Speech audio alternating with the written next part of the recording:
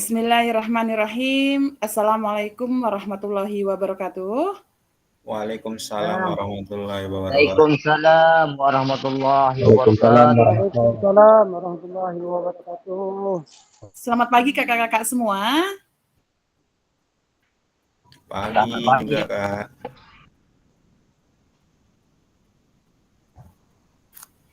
Baik, salam sejahtera untuk kita semua. Syukur alhamdulillah pada pagi ini kita masih diberi kesehatan, ya, sehingga kita semua masih bisa berkumpul dalam tatap maya ini, ya. Sudah kita sekarang ini nggak terasa dengan berjalannya waktu, dengan berbagai kondisi tetap kita bisa bersama dalam PKG PJOK ini di gelombang 2 dalam kelas 6 Meranti.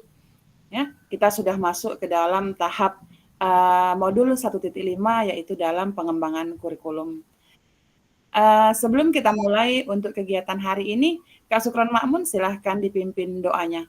Kepada Kak Sukron Makmun disilakan. Baik, Assalamualaikum warahmatullahi wabarakatuh. Waalaikumsalam warahmatullahi wabarakatuh. Untuk kelancaran kegiatan kita pada pagi hari ini, semoga aja berjalan dengan lancar dan sukses. Berdoa menurut agama masing-masing, berdoa mulai.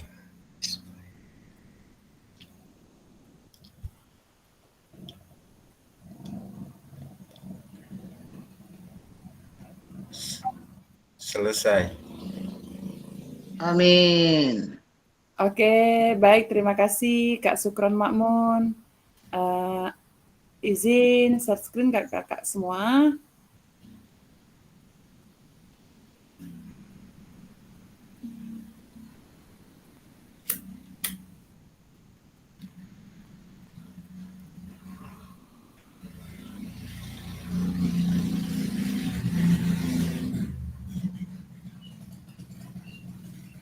Oke, baik kakak-kakak, salam dan bahagia. Ya, kita akan mulai daripada kegiatan kita pada hari ini. Ini seperti biasa kita akan masuk ke dalam kesepakatan kelas kita bersama. Ya, yang pertama adalah menyalakan kamera. Jadi sekali lagi dimohon kepada kakak-kakak yang berada pada jaringan yang bagus dan dan tidak ada kendala teknis, mohon untuk menyalakan kamera agar perekaman kita terlihat dengan baik dan penilaian di kelas kita dapat ternilai dengan baik begitu. Kemudian yang kedua adalah mematikan mikrofon, ya. Kakak-kakak silakan matikan mikrofonnya. Kemudian kakak-kakak hadir seutuhnya.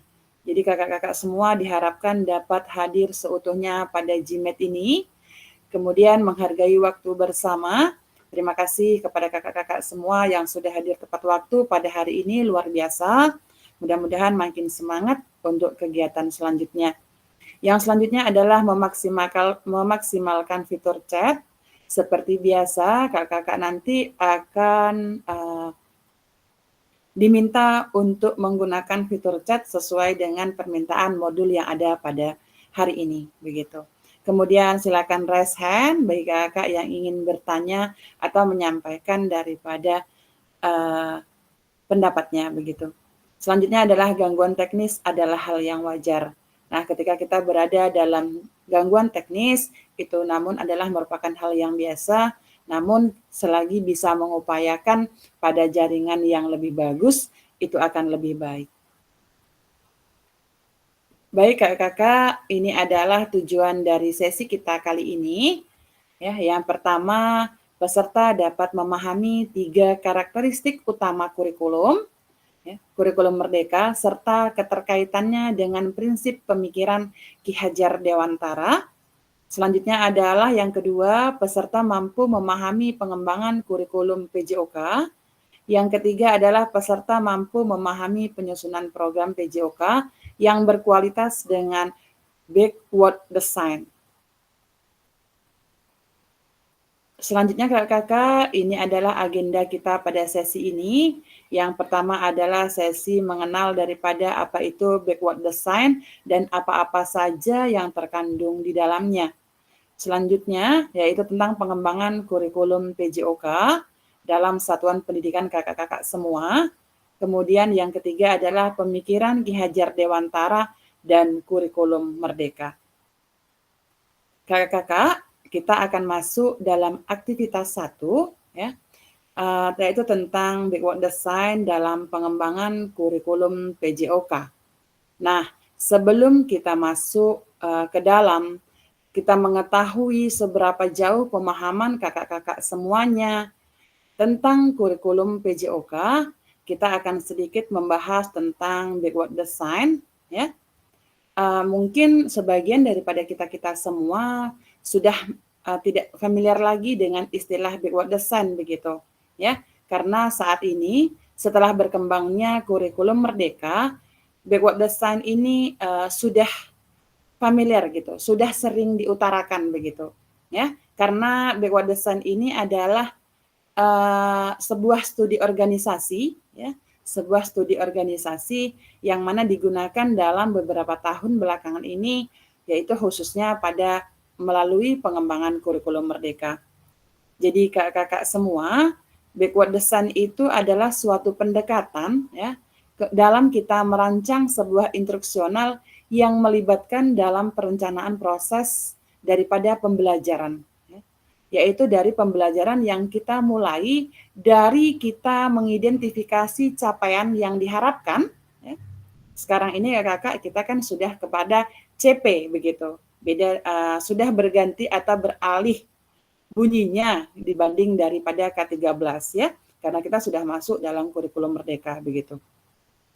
Jadi di sini backward design itu merupakan proses pembelajaran yang dimulai dari kita mengidentifikasi sebuah capaian yang diharapkan.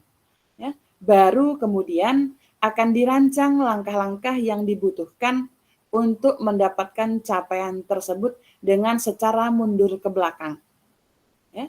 Jadi dalam pengembangan program pembelajaran ini, backward design itu menggunakan metode yang sama, yakni dari capaian atau tujuan, kemudian meneruskannya ke belakang dengan menentukan penilaian, ya, kemudian dari pengalaman belajar, aktivitas untuk mencapai tujuan, begitu.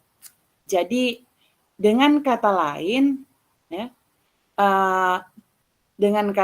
backward design ini adalah proses yang sistematis, ya, yang memastikan daripada kesesuaian kurikulum yang kita gunakan dengan pencapaian pembelajaran yang diinginkan begitu.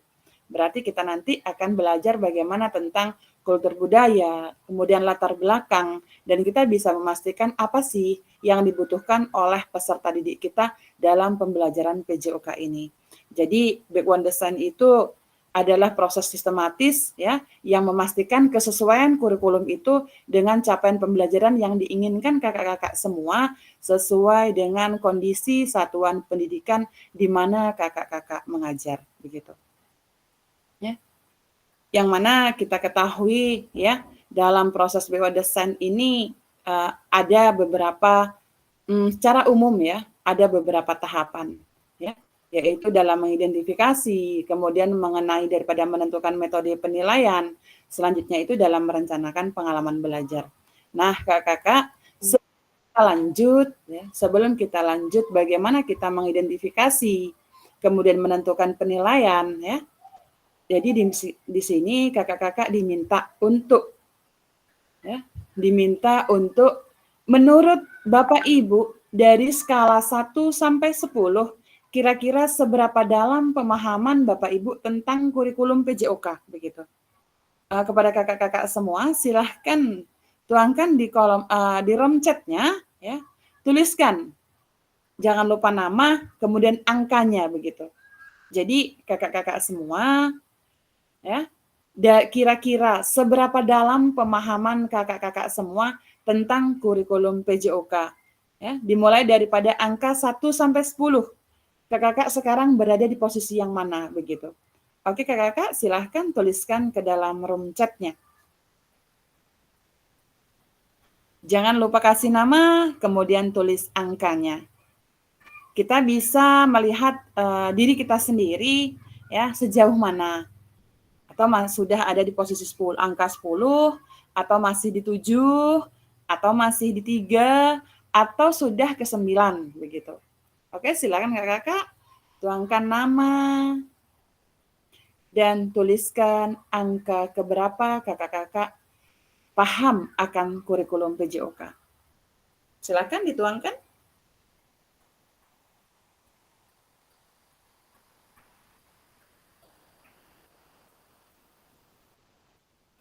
Oke, Kak Muhyiddin sudah di angka 7. Selanjutnya, Kak Dasri di angka 6. Oke.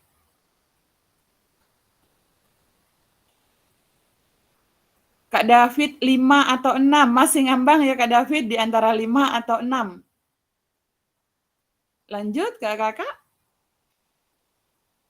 Sudah ada Kak Muhyiddin, sudah ada Kak David, sudah ada Kak Dasri.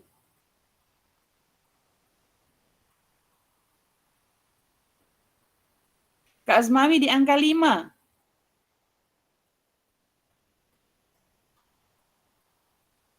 Oke, lanjut. Kak Juliana sudah di angka 7. Kak Sukron di angka 5. Kak Sarul Gunawan di angka 5. Kak Almunazir 5. Kak Aziz Arham 5.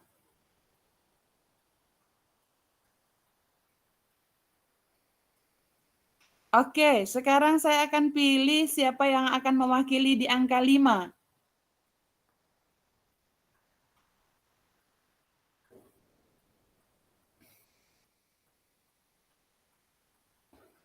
Oke. Kak Aziz Arham, halo. Halo Kak Aziz Arham. Ya, halo Kak.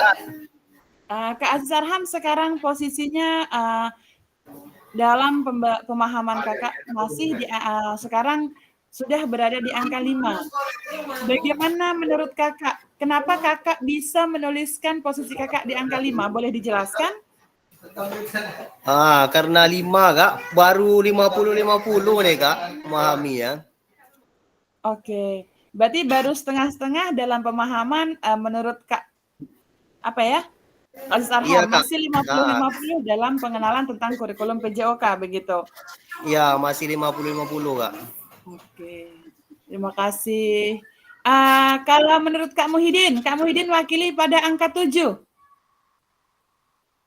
Silakan. Kalau menurut saya paham sedikit, Ya. tapi harus terus membaca lebih banyak. Lama Kak baru paham. Oh, oke, lama baru paham. Oke. Terima kasih Kak Muhyiddin. Selanjutnya Kak David. Kak David ini ngambang ini di antara 5 dan 6. Bisa diceritakan kenapa di sini Kak David? Iya Kak, jadi kalau saya sebenarnya masih sama mungkin dengan Kak Aziz atau dengan kakak-kakak yang lain. Jadi di sini masih sebenarnya kadang mengerti, kadang bingung, masih begitulah Kak. Ya. Oke, terima kasih. Kak Juliana bisa disampaikan dengan angka 7-nya?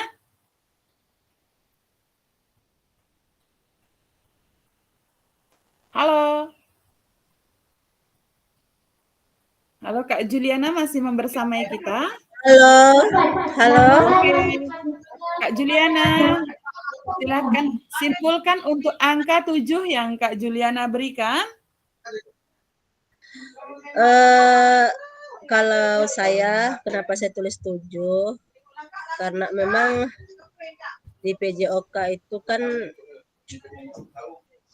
banyak kekurangannya, baik itu prasarananya Kak ya. Tetapi dengan kita mencari atau memahami, baik itu dari segi banyak membaca, dari sumber-sumber yang lain lah, sehingga kita bisa membawa anak kita tuh menyetarakan di zaman kurikulum merdeka nih, mungkin sebelumnya mungkin tidak sepenuhnya Kak, cuman bisalah menyamai atau bersama yang lain gitu.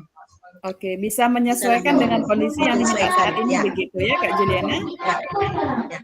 Oke, terima kasih. Oke kakak-kakak, pemahaman kita terhadap tentang kurikulum PJOK sendiri tentu beragam, begitu ya kan? Tentu beragam. Nah, namun dengan keberagaman ini mudah-mudahan nanti menjadi satu kesatuan di mana kita saling bisa berkolaborasi ya untuk memahami pada modul ini sejauh mana sih tentang kurikulum PJOK itu sendiri, begitu. Baik, kakak-kakak, apa tujuan dari adanya pelajaran PJOK di sekolah menurut kakak-kakak? Silahkan kakak-kakak menjawab di ruang chatnya. Ya. Menurut kakak-kakak, apa tujuan dari adanya pelajaran PJOK di sekolah kakak-kakak? Kakak-kakak semua boleh menuliskan di ruang chatnya.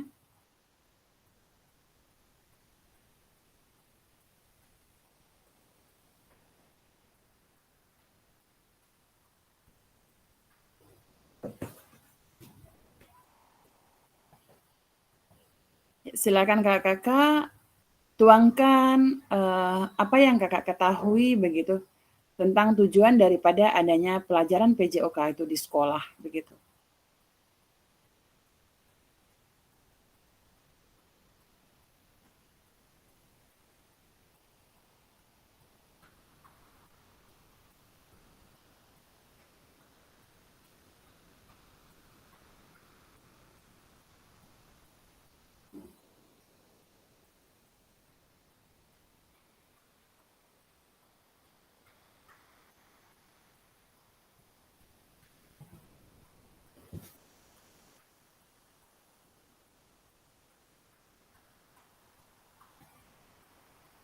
Oke, silahkan kakak-kakak.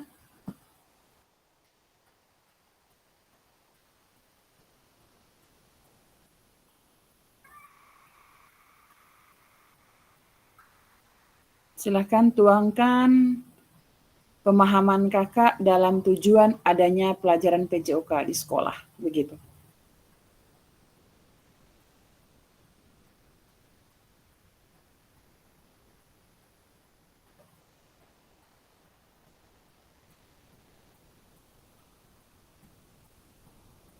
Silakan kakak-kakak. Menurut Kak Muhyiddin, agar anak semua sehat dan mau bergerak. Oke. Menurut Kak Muhyiddin, agar anak semua sehat dan mau bergerak. Karena memang sama-sama kita ketahui PJOK ini tidak jauh dari gerak begitu. Kakak yang lain?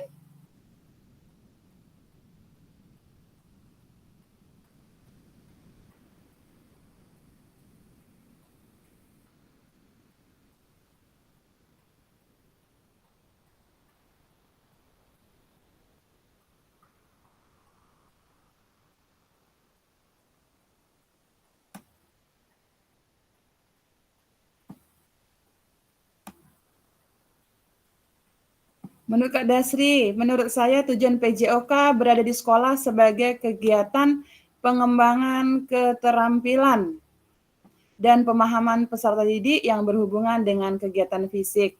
Oke, luar biasa. Menurut Kak David, menumbuhkan rasa atau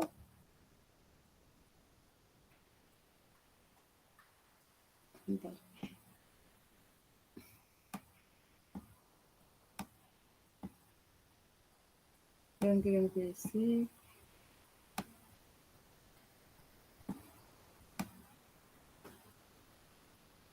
Sebentar. Pengembang keterampilan pemahaman peserta didik berhubungan dengan kegiatan fisik. Itu menurut Kak Dasri. Kemudian menurut Kak Sukron. Menurut Kak Aziz, untuk meningkatkan kesehatan jasmani bagi siswa. Menurut Kak David, menumbuhkan rasa atas sikap kerjasama, disiplin, dan tanggung jawab peserta didik. Baik.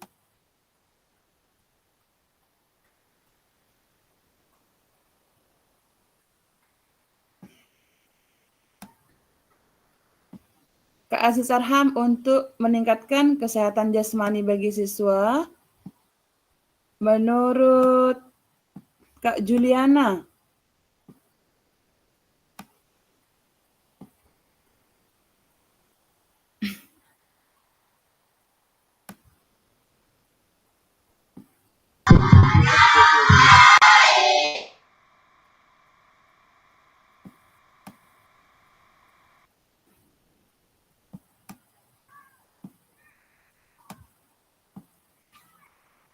oke, pembentukan fisik, mental, emosional, dan berpikir kritis, serta sehat jasmani dan rohani. Oke, baik. Terima kasih kakak-kakak semua. Ya, kakak-kakak sudah menuangkan hal yang luar biasa tentang apa itu tujuan dari adanya pelajaran PJOK di sekolah. Nah, selanjutnya, ya, ini adalah menurut daripada rangkuman yang sudah kakak-kakak buat semuanya.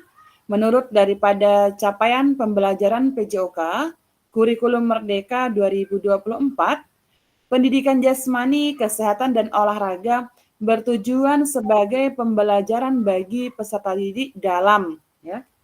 Yang satu, mengembangkan, menerapkan, dan mengevaluasi keterampilan, konsep, strategi gerak yang akan menjadi disposisi untuk berpartisipasi dalam berbagai aktivitas jasmani dengan penuh kepercayaan diri, kompetensi, dan kreativitas. Yang selanjutnya, membantu dan memberi dukungan mereka dalam memilih gaya hidup sehat dan aktif secara jasmani. Kemudian, capaian pembelajaran berikutnya adalah membangun dan menerapkan keterampilan sosial dan emosional melalui konteks pembelajaran yang menekankan nilai-nilai fair play, kerja tim, dan inklusivitas. Dan yang keempat adalah menanamkan apresiasi dan mengembangkan sikap positif untuk aktif secara jasmani sepanjang hayat sebagai upaya dalam peningkatan keseluruhan kualitas hidup. Begitu. Nah, jadi ini kakak-kakak, mari kita berdiskusi sesuai pertanyaan pada slide berikutnya. Jadi nanti kakak-kakak akan menjawab, ya. Kakak-kakak akan menjawab dari hasil diskusi bersama dalam sebuah slide, ya. Dalam sebuah slide berdasarkan pada pertanyaan-pertanyaan pemantiknya, begitu. Nanti akan ada pertanyaan pemantik. Iya Kak Sahrul, silahkan. Ini Kak, saya lagi di jalan nih Kak, izin nanti kalau memang dipanggil nggak kedengaran. Nanti tak sampai di saya stay lagi. Oke, siap Kak Sahrul.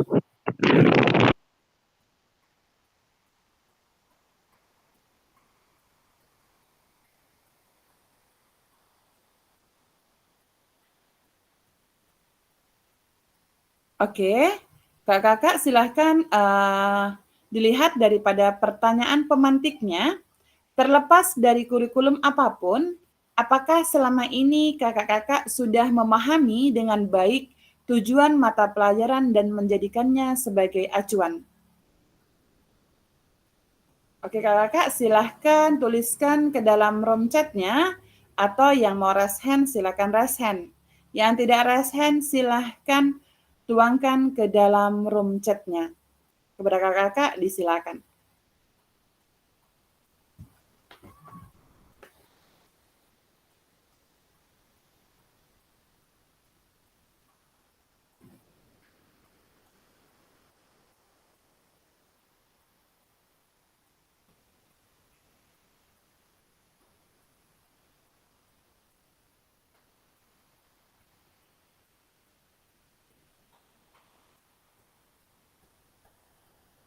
Terlepas dari kurikulum apapun, ya, apakah selama ini kakak-kakak sudah memahami dengan baik tujuan mata pelajaran dan menjadikannya sebagai acuan? Silahkan kakak yang mau raise hand, silahkan raise hand.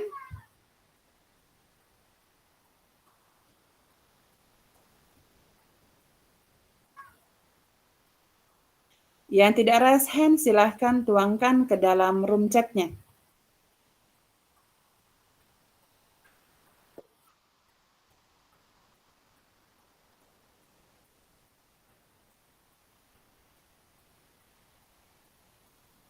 Ya, silakan Kak Muhyiddin. Ya, Kak Sahrul Gunawan.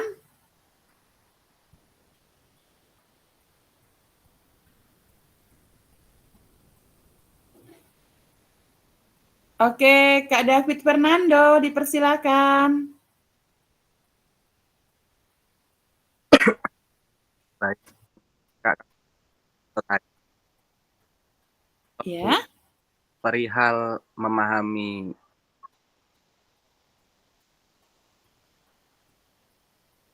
Ya. kurikulum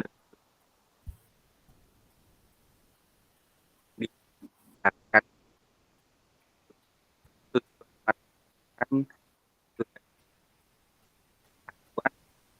beberapa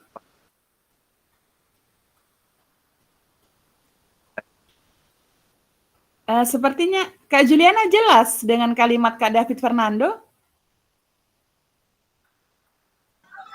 Putus-putus, Kak.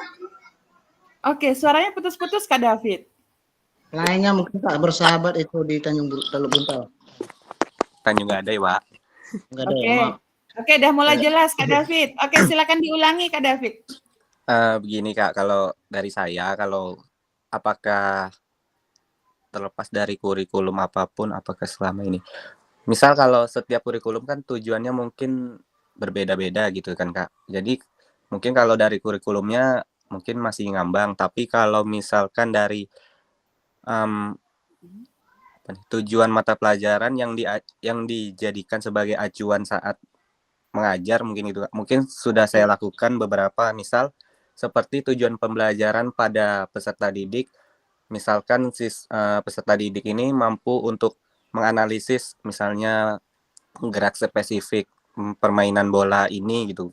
Jadi ketika saya mengajar itu memang saya jadikan acuan, jadi supaya peserta didik itu memang benar-benar setidaknya meskipun tidak dalam kategori yang mampu penuh, setidaknya mengerti gitu Kak. Mungkin menurut saya dari saya itu ya Kak. Iya. Oke, terima kasih Kak David Fernando. Berarti kalau Kak David sudah mengerti ya dalam tujuan daripada mata pelajaran, kemudian sudah menjadikannya sebuah acuan dalam proses kegiatan pembelajarannya, begitu ya Kak David? Oke. Kakak yang lain ada yang mau raise hand? Atau sudah ada yang menuliskan ke dalam room chat-nya?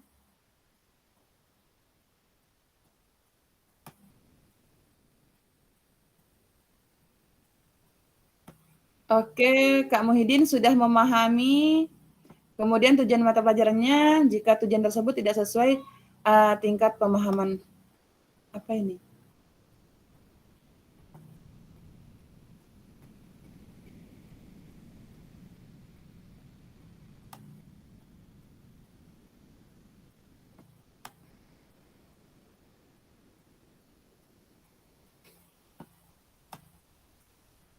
Kok agak bermasalah room chat saya. Menurut Kak Muhyiddin sudah memahami tujuan mata pelajaran, ya kemudian sudah melakukannya. Bisa dijelaskan itu Kak Muhyiddin sedikit? Iya, Kak. Ya, Kak Muhyiddin bisa dijelaskan? Soal memahami tujuan mata pelajaran itu saya sudah paham lah. Ya. Tapi terkadang saya tidak menerapkan karena mungkin tujuan mata pelajaran tidak sesuai dengan tingkat pemahaman siswa. Oke, tujuan pembelajarannya tidak sesuai dengan tingkat pemahaman siswa. Oke, baik. Terima kasih Kak Muhyiddin. Ayo kakak-kakak yang lain.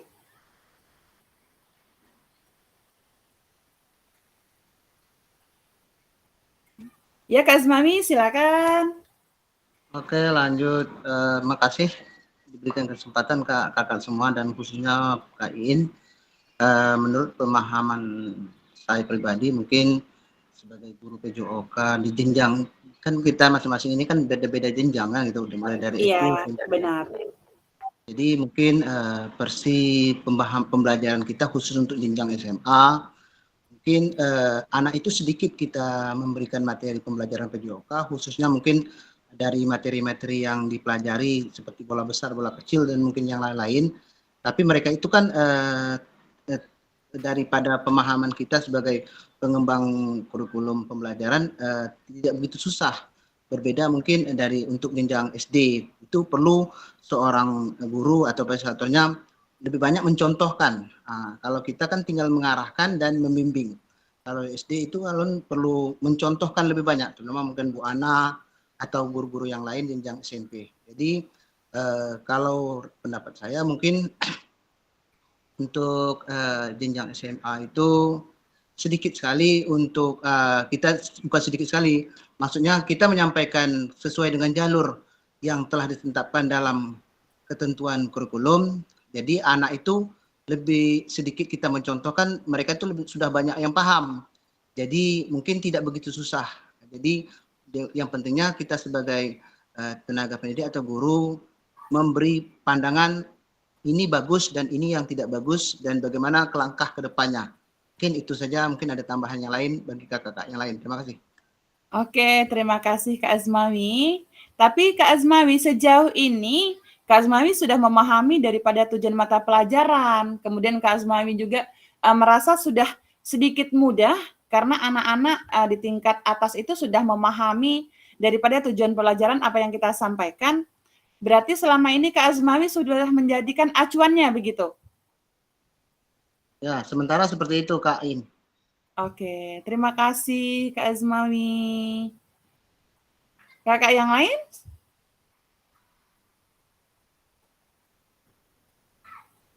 Kak Almunazir, halo. Sepertinya nggak ketemu Kak Almunazir siang ini. Kak Almunazir. Oke, memahami terkadang pelajaran yang dipelajari tidak sesuai menurut Kak Almunazir. Bisa diutarakan itu Kak Almunazir? Di mananya yang tidak sesuai Kak Almunazir? Ya, dengan keadaan sekolah aja. Dengan keadaan sekolah, maksudnya itu keadaan sekolahnya, lingkungannya, atau sarprasnya begitu Kak Almunazir? Lingkung. Sarana prasarana. Pada Kadang kan sarana? materi basket, bola basketnya tak ada pula gitu kan. Mau lempar lembing, lembingnya tak ada juga.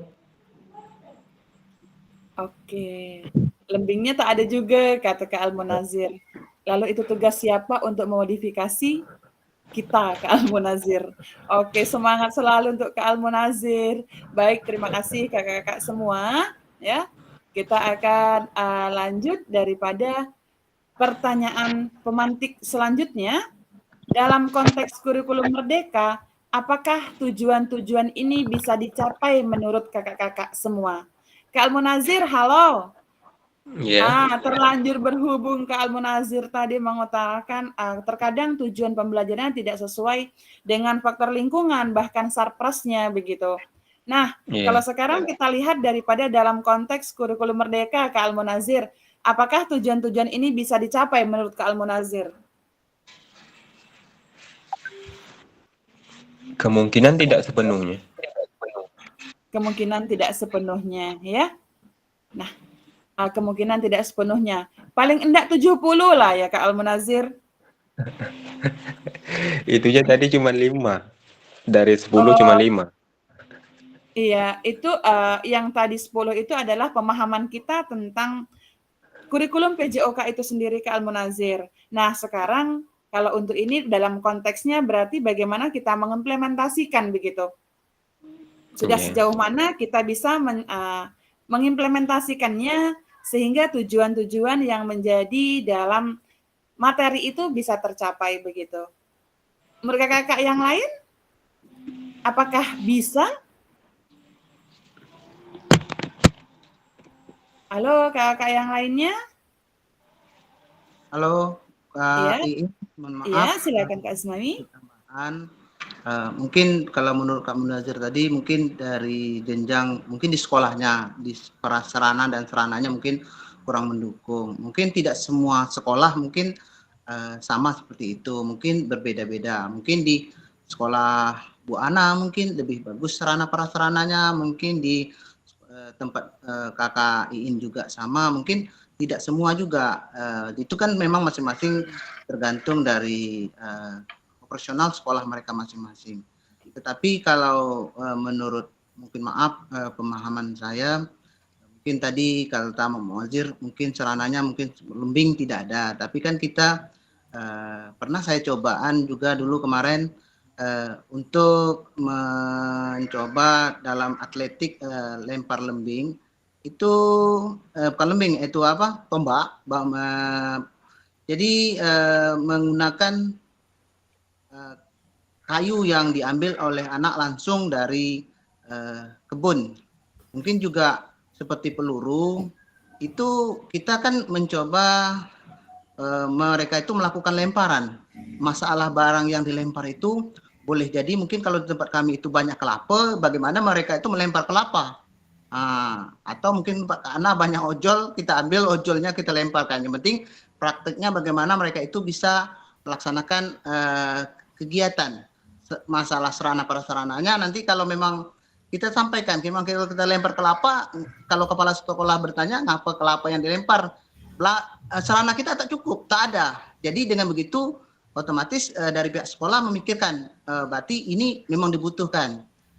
Dengan begitu alhamdulillah seperti peluru dan lembing dengan saya berbuat seperti itu dari pihak kepala sekolah dan sarana mengadakan. Jadi rasa saya seperti itu, dengan berbuat kita nekat aja. Mudah-mudahan dari sekolah memikirkan. Itu mungkin untuk tujuan pembelajaran biar anak itu dapat dan sampai apa yang kita inginkan. Mungkin itu saja tambahan dari saya. Terima kasih yang lain. Oke, terima kasih Kak Azmawi.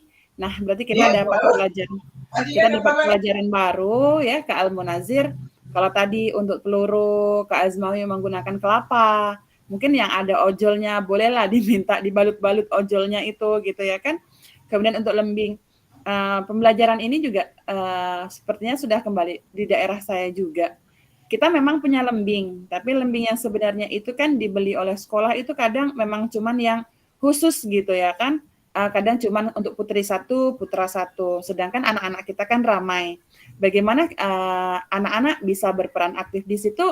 Ya kita memodifikasi begitu. Kalau saya kebetulan saya gunakan bambu saja. Tugas anak laki-laki membawa bambu ya. Ukurannya kita tentukan begitu. Nah, dengan itu insya Allah juga keterlibatan siswa cukup aktif begitu.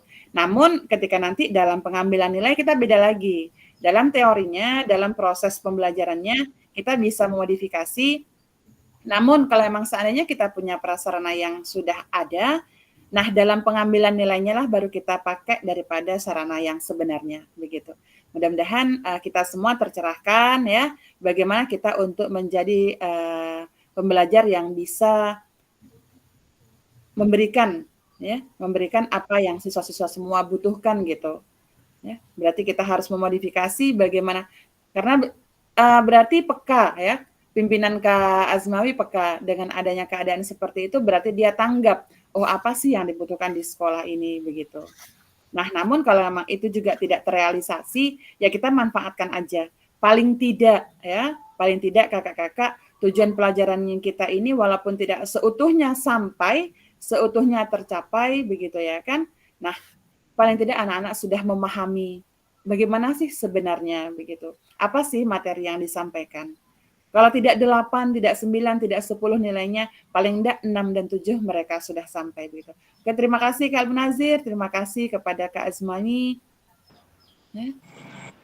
Ini dia ya kakak-kakak, karena daripada intinya kita memahami tujuan umum itu penting ya, sebagai acuan untuk memahami daripada muara akhir pembelajaran.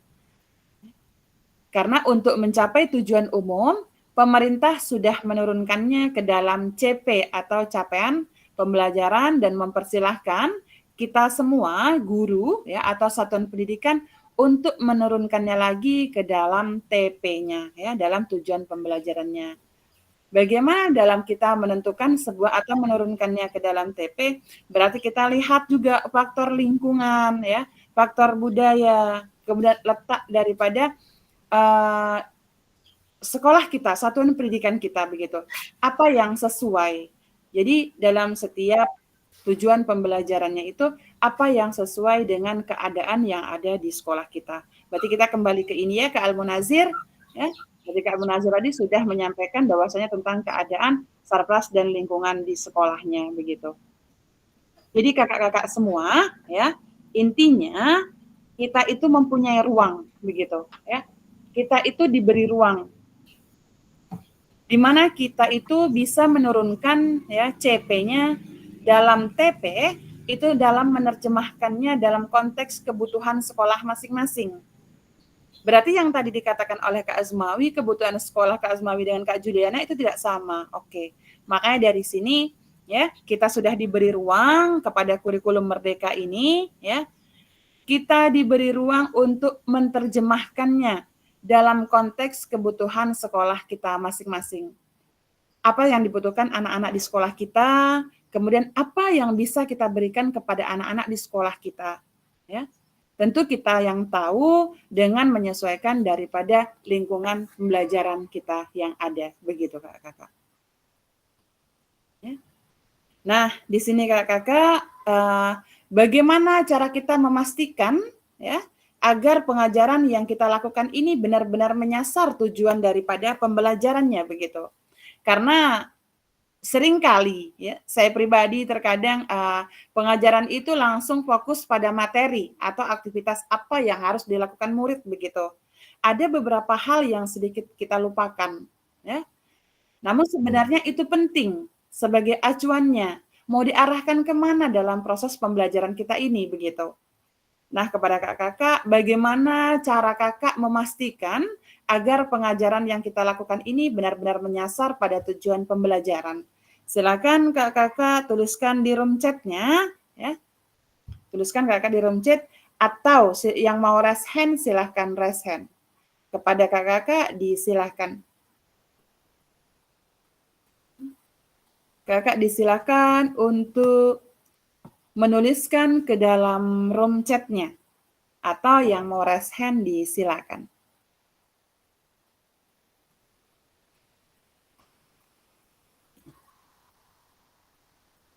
Pertanyaannya bagaimana kakak-kakak bisa memastikan? Oke, Kak David disilakan. Baik, nah, Kak, kalau dari saya untuk memastikan peserta didik apakah tujuan pembelajaran tadi sudah sampai atau belum gitu, mungkin kalau dari saya saat peserta didik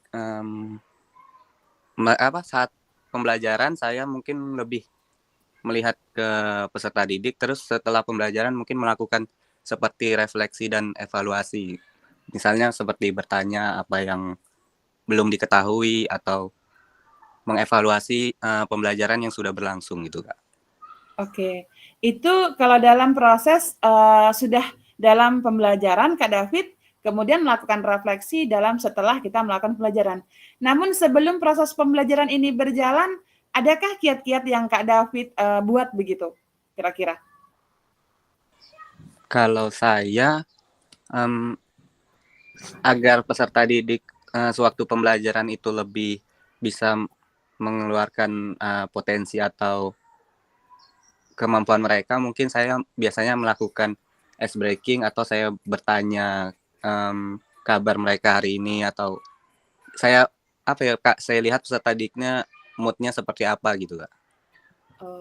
Iya, berarti kakak ingin mengkondisikan seperti apa suasana kelas atau suasana kelas pada saat itu begitu ya kan, pengkondisian kelas. Oke. Terima kasih Kak David. Kak yang lain ada? Kak Sukron Makmun. Halo Kak Sukron Makmun. Iya Kak. Bagaimana menurut Kak Sukron Makmun ini? Bagaimana memastikan agar pengajaran yang Kak Sukron Makmun lakukan benar-benar menyasar kepada tujuan pembelajaran?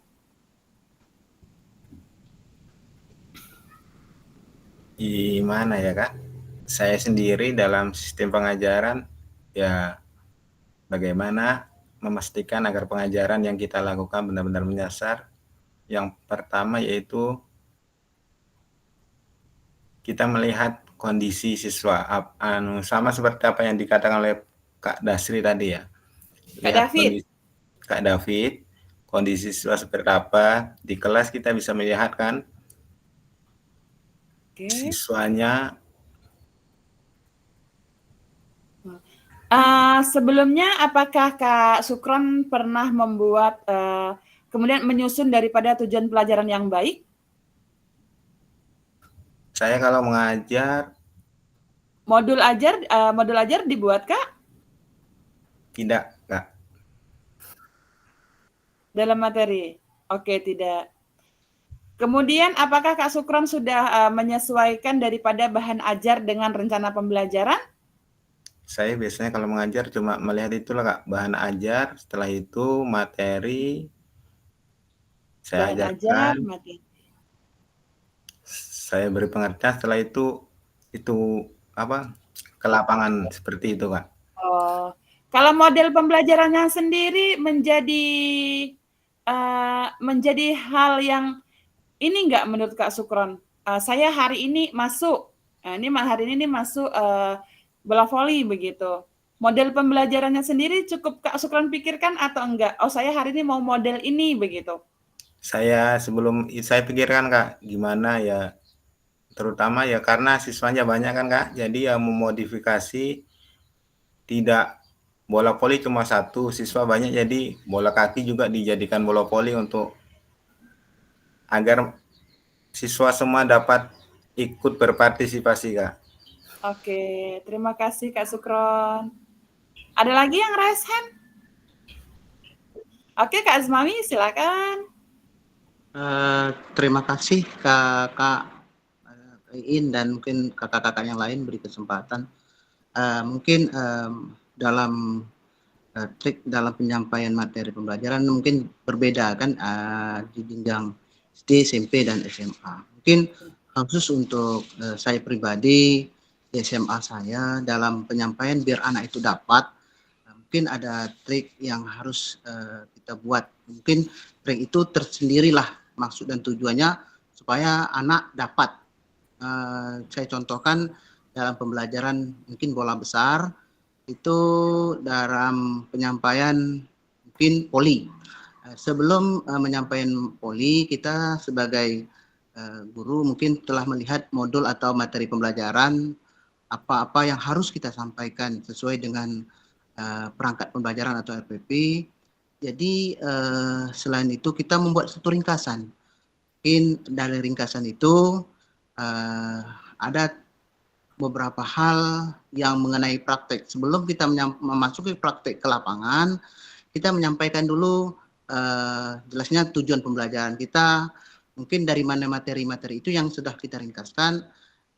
Jadi dapat kita sampaikan dulu sampai kita contohkan dalam permainan bola voli itu jelasnya ada beberapa teknik dasar untuk permainan. Jelasnya kalau teknik dasar voli itu yang pertamanya yang bagaimana kita ketahui untuk jenjang SMA itu ada yang melakukan servis.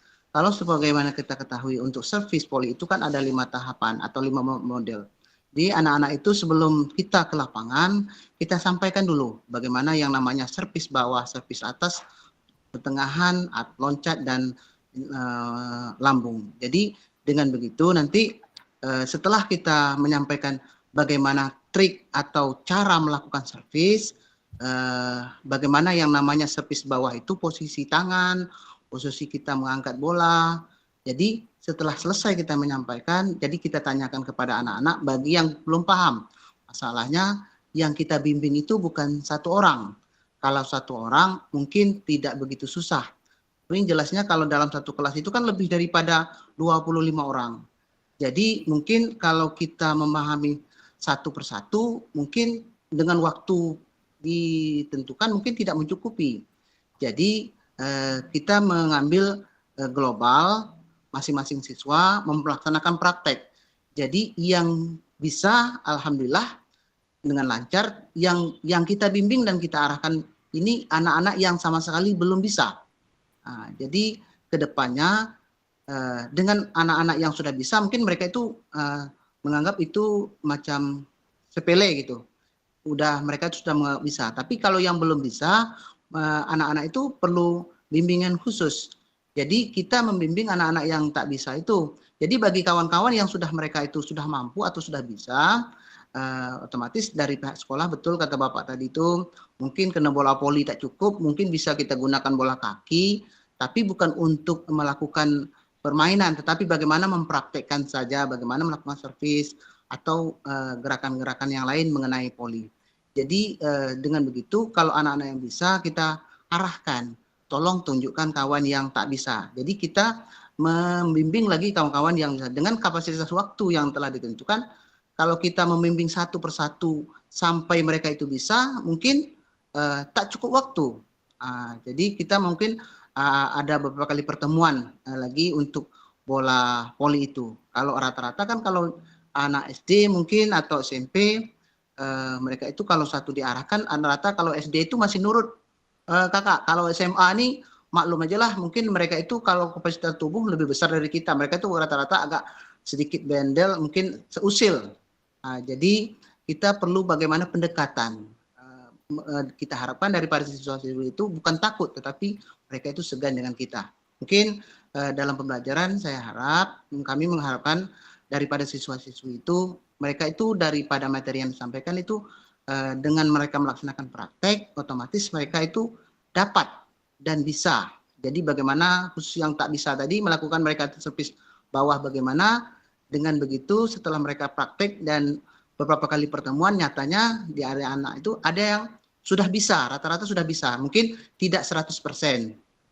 Jadi dengan perkembangan seperti itu, kita membuat satu kesimpulan, anak itu bisa dan dapat, memang tidak 100% daripada jumlah siswa yang ada. Rata-rata anak tadi mungkin sesuai dengan materi modul kita sebelumnya, ada anak laki-laki mungkin senang olahraga waktu hari panas, kalau anak-anak perempuan kadang mereka itu malas atau duduk-duduk di bawah pohon. Jadi bagaimana kita merangkul mereka itu bisa bersama. Mungkin itu sedikit masukan dari kakak saya, mungkin kakak-kakak lain boleh ditambah. Terima kasih. Oke, terima kasih yang luar biasa Kak Azmami. Silakan lanjut Kak Juliana. Oke. Terima kasih panjang lebar Pak Azmawi. Kalau saya, di pribadi saya, untuk sekolah saya juga, bagaimana memastikan agar pengajaran kita lakukan benar-benar menyasar pada tujuan. Setiap guru itu tidak di bidang PJOK aja, guru-guru lain pasti ada tujuan dalam pembelajaran kita mengajar anak-anak. Cuman berbeda triknya saja. Mungkin kita sebagai guru PJOK dituntut untuk harus bisa bagaimana anak bisa melakukan apa materi yang kita ajarkan tadi misalnya gitu. Satu lagi, kita ada punya semua tujuan, terus berbeda-beda tujuan. Sebagai guru itu tidak di SMA, di SMP atau di SD, karena kurikulum kita kan berbeda. Yang untuk SMA ini, yang SMP ini, yang SD ini. Mungkin di SD terlalu simpel karena anak-anak masih kecil, tetapi tujuannya sama. Ada juga prasarana yang jelas, prasarana Kak ya, yang jelas prasarana kita kurang di sekolah. Nah, tujuan kita agar tercapai pelajaran kita ini tadi, bagaimana cara kita memodifikasi alat, kurangnya prasarana, bagaimana supaya anak itu tercapai tujuan apa yang kita inginkan. Nah, itu. Terus akhirnya kita merefleksi diri. Di mana kekurangan kita, memodifikasikan alat, menyampaikan tujuan pembelajaran. Itu saja dari saya. Oke, terima kasih Kak Juliana. Baik, luar biasa dari kakak-kakak semua ya. Bagaimana kakak-kakak bisa membaca situasi, lingkungan, sarpras, dan lain sebagainya sampai kepada merefleksi dirinya, ya bagaimana untuk memastikan agar pengajaran ini benar-benar menyasar kepada tujuan pembelajaran. Namun tidak kita lupakan kakak-kakak, selain daripada kita langsung fokus ya, di sini dikatakan karena seringkali pengajaran langsung fokus pada materi begitu, sehingga terkadang kita melupakan daripada berbentuk bahan ajar dan lain sebagainya, termasuklah yang kita sebut dengan RPP itu. Karena apa? Untuk hal yang cukup penting ya, sebelum pembelajaran itu kita mulai, tidak lupa kita juga akan menyusun daripada tujuan pelajaran itu dengan baik begitu ya. kembali kepada kodratnya saat ini yang harus berpusat pada peserta didik begitu. Ya tadi yang sudah disampaikan oleh Kak Azmawi, oleh Kak Juliana dengan memodifikasi begitu ya. Dengan cara kita memodifikasi alat itu sudah merupakan daripada kita berpusat kepada peserta didik begitu ya. Kemudian kita menyesuaikan daripada bahan ajar dengan rencana pembelajaran. Kita kakak-kakak bisa menyesuaikan daripada bahan ajar dengan rencana pembelajaran begitu ya. Itu tugas kita untuk menyesuaikannya. Kita juga akan menentukan daripada model-model pembelajaran. Model pembelajaran yang mana yang cocok di sini? Apakah PBL-nya kah ya atau PJBL-nya ya kan? Dan lain sebagainya yang sudah kita pelajari kemarin dalam pembelajaran kemarin ya. Kemudian kita juga harus konsisten dengan waktu ya. Kita harus juga dengan konsisten dengan waktu kakak-kakak ya, untuk pembelajaran ini terarah begitu. Jadi kita tidak molor, juga tidak terlalu memendekkan daripada waktu. Kita gunakan waktu yang sudah diberikan ya, 35 JP ya untuk tingkat SD, 40 JP untuk 45 menit per JP untuk SMP, 45 menit per JP untuk SMA. Dengan waktu yang sudah diberikan ya, kita bisa mengakomodirkan waktu itu semaksimal mungkin begitu. Jadi jangan merasa kurang atau merasa terlebih banyak ya. Bagaimana kiat kita agar waktu yang diberikan dalam pembelajaran itu bisa kita fungsikan dengan baik begitu. Ya, selain itu juga kakak-kakak tidak lupa kita memberi daripada sebuah motivasi ya. Motivasi kepada anak-anak cukup luar biasa. Dengan ingin mengetahui keadaan mereka saat itu yang sudah disampaikan oleh Kak David, Kak Sukron, menanyakan bagaimana kondisi mereka saat pagi itu gitu ya kan. Kalau saya sering menanyakan bagaimana kabar kalian hari ini, baik Bu, bagaimana dengan hati kalian, saya bilang begitu. Anak-anak yang sudah besar ini kan, ada yang terluka, ada yang tersakiti, wah berbagai ragam mereka akan menjawab dengan penuh semangat. Dengan di situ mereka juga sudah tertarik dengan apa yang kita sampaikan kepada mereka begitu. Ya.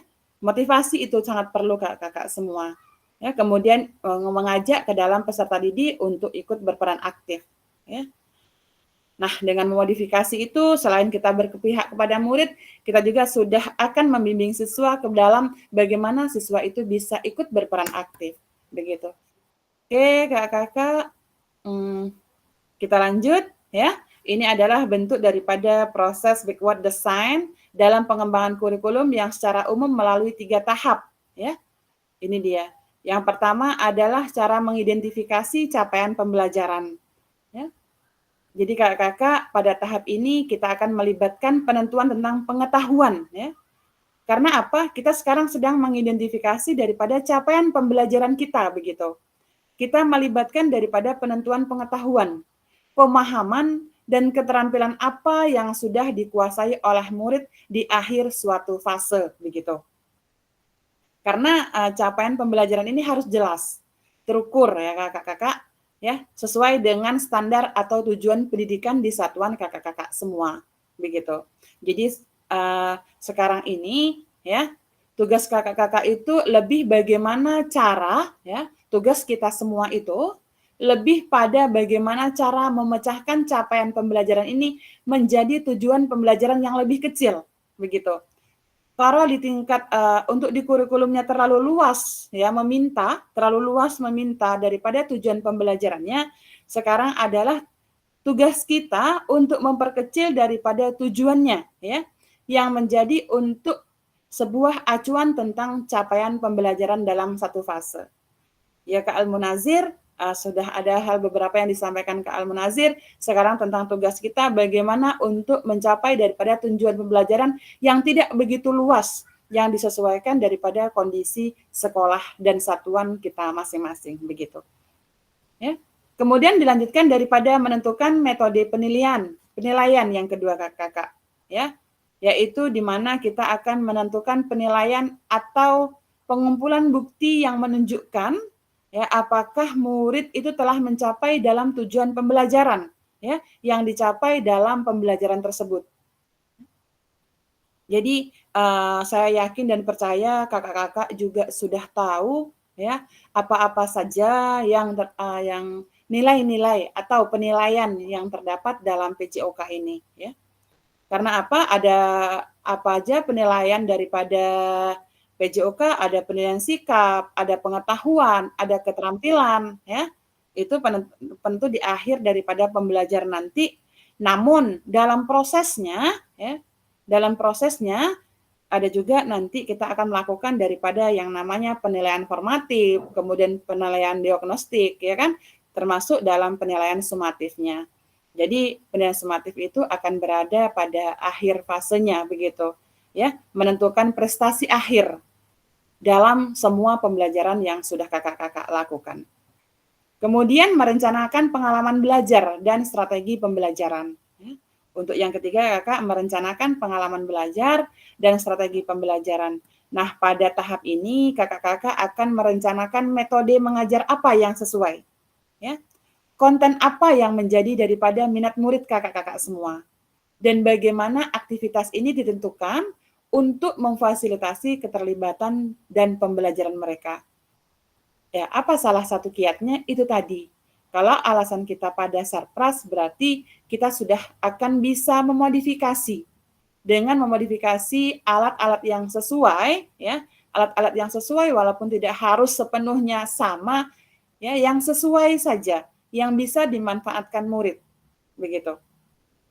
Jadi di situ kakak-kakak kita dituntut untuk memfokuskan pada rancangan yang sejalan dan logis, ya, untuk membawa anak-anak semua ke dalam arah capaian pembelajaran yang diharapkan. Jadi toh walaupun nanti berdasarkan daripada sarprasnya tidak lengkap, berarti penilaian kita juga harus menyesuaikan kakak-kakak semua. Penilaiannya tidak harus sesuai dengan tujuan pembelajaran yang begitu luas. Berarti agak diperkecil daripada ruang lingkup penilaiannya, begitu.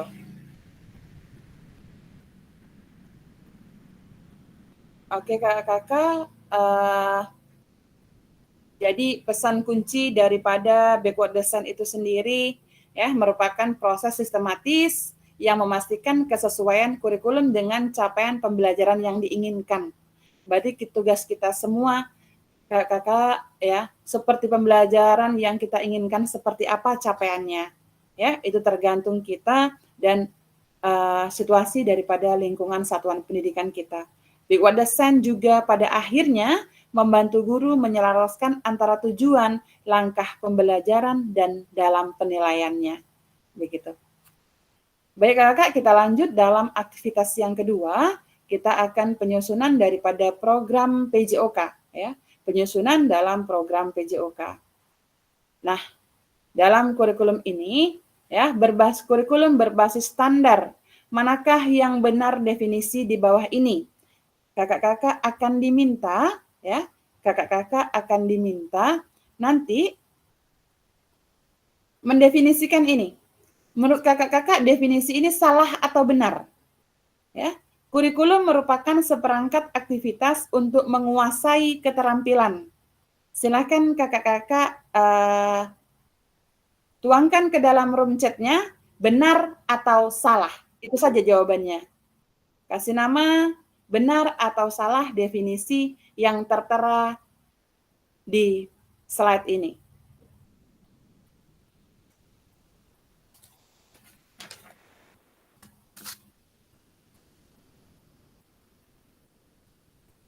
Kakak cukup menjawab benar atau salah.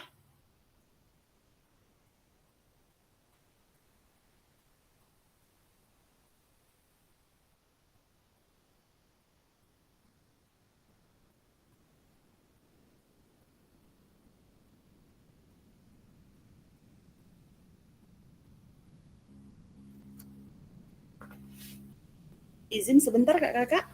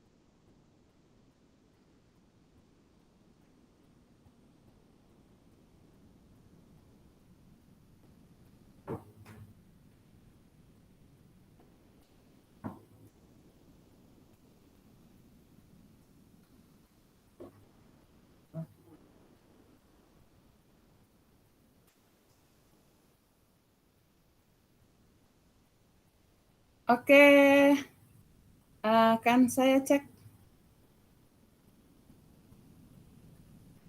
Menurut Kak Sahrul Gunawan itu benar. Ayo kakak yang lain, menurut kakak-kakak definisi ini salah atau benar? Kak Sukron, benar.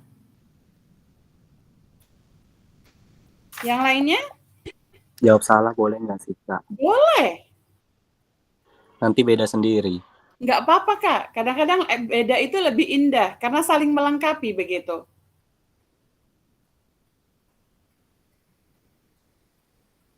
Kata Kak Juliana itu benar. Kak Muhyiddin itu benar. Kata Kak David itu salah, kayaknya salah, Kak.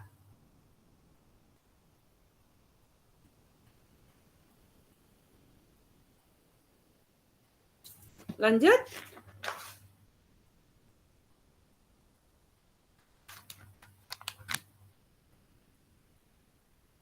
Kak Azharham itu benar. Tuh kan nggak ada yang jawab salah. Ya nggak apa-apa, Kak. Nah, gurunya aja nggak pede, gimana mahasiswanya, ayo. Jadi takut. Oke, kita lanjut sambil menunggu kakak-kakak semua. Ya. Oke, ini jawabannya. Itu adalah salah untuk saat ini. Karena kurikulum itu adalah rencana dan pengaturan yang berisi daripada tujuan, kemudian isi, bahan ajar, dan cara yang digunakan dalam kegiatan pembelajaran atau sebagai acuannya. Baik, selanjutnya definisi ini. Buku teks peserta didik dapat dikatakan adalah suatu kurikulum. Tinggal tulis benar atau salah. Nanya boleh, Kak? Boleh. Ini pertanyaannya maksudnya gimana, Kak? Oke. Ini adalah sebuah definisi, ya, sebuah definisi. Sekarang ini berarti tergantung daripada pemahaman kakak-kakak. Kalimat ini, ya, kalimat ini, buku teks peserta didik dapat dikatakan adalah suatu kurikulum. Menurut Kak David, apakah itu benar begitu? Menurut analisa Kak David, menurut analisa kakak-kakak semua begitu. Apakah benar kalau buku teks peserta didik itu dapat dikatakan adalah sebagai suatu kurikulum begitu? Jelas, Kak David? Berarti kalau suatu dengan bagian itu beda kan, Kak? Beda. Bagian itu adalah hal yang terkandung di dalamnya. Nah, kalau suatu itu menunjukkan bentuknya begitu.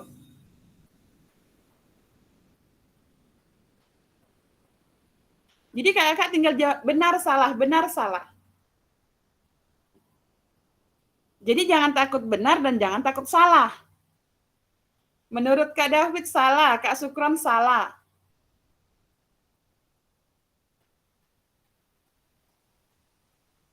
Kak Almunazir salah mungkin Kak. Yakinlah Kak Almunazir, Kak Sahrul benar. Jangan kayaknya, Kak Almunazir yakin. Kak Azharham benar. Siswanya aja disuruh pede, gurunya nggak pede. Benar, Kak Azmawi.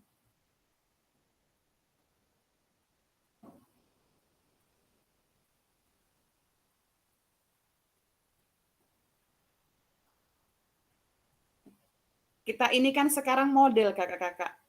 Ya. Kalau kita pede dan yakin, nah siswa kita akan lebih yakin begitu. Silakan Kak Azmawi. Oke, terima kasih diberikan kesempatan. Sebenarnya tadi mengatakan bahwa kurikulum apa soal kakak tadi? Yang kedua, Kak Azmawi. Ya. Ya, yang kedua buku teks peserta didik dapat dikatakan adalah suatu kurikulum begitu definisinya. Oke, buku peserta didik dapat dikatakan kurikulum tergantung penyesuaian dari buku tersebut. Jadi kalau seandainya buku itu bisa menyesuaikan dengan materi ajar dan mungkin tidak menyeleweng dari ketentuan materi ajar, yang jelasnya buku itu mengikuti kurikulum. Jadi kalau menurut saya benar, itu aja Kak. Oke, terima kasih Kak Azmawi. Buku itu mengikuti kurikulum begitu. Namun pada dasarnya buku itu untuk apa Kak Azmawi? Sebagai Buku pedoman teks pembelajaran. sebagai pedoman dan sumber belajar, ya kan? Ya. Nah, buku itu sebagai pedoman, ya, bagaimana untuk membantu siswa mengetahui apa saja yang akan dipelajari, kan begitu. Kemudian sebagai sumber pelajar yang penting yang disesuaikan dalam kurikulum yang berlaku. Nah, sekarang definisinya buku teks peserta didik dapat dikatakan adalah suatu kurikulum. Ada benar dan ada salah. Jawabannya Benar. salah. Kak Asmami, buku itu mengikuti kurikulum, namun di dalamnya buku teks siswa itu adalah sebagai sumbernya, sumber belajar bagaimana bisa mendampingi ya dan membantu siswa untuk mengetahui apa saja yang akan mereka pelajari begitu. Ya acuannya tetap pada kurikulumnya. Nah, yang disampaikan oleh Kak David itu tadi, buku teks itu adalah merupakan bagiannya begitu. Oke, kita lanjut satu lagi. Oke, cukup menarik ini ya. Ada berbagai variasi jawaban daripada kakak-kakak semua.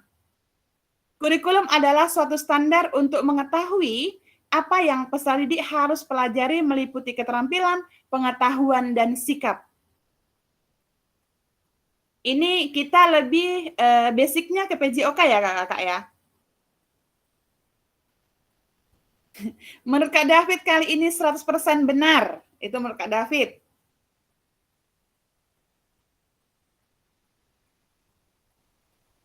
Awas kalau salah 100%-nya harus diganti ya Kak David. Kayaknya salah deh Kak. Saya bilang kan yakin, pede. Kak Aziz Arham benar.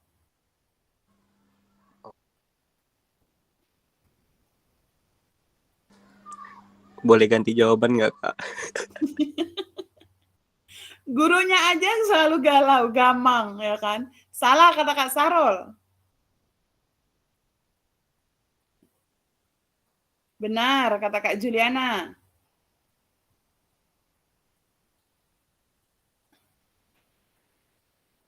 Ayo. Ditunggu kakak-kakak jawabannya.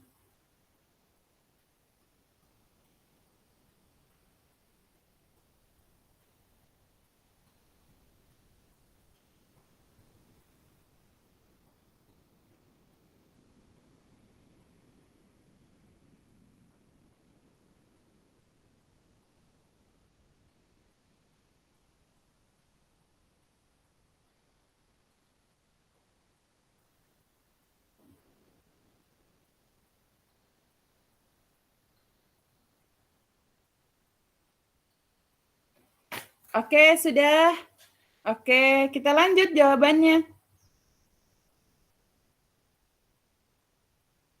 Iya. Jawabannya adalah benar.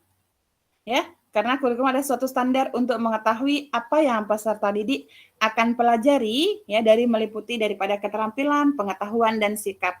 Karena kurikulum adalah sebuah acuan ya kakak-kakak ya.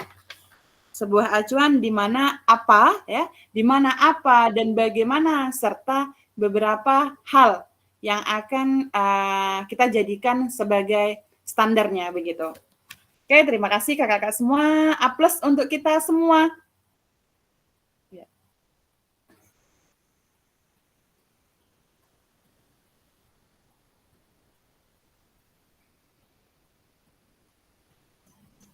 Oke, kakak-kakak, ini adalah merupakan dari komponen kurikulum, ya.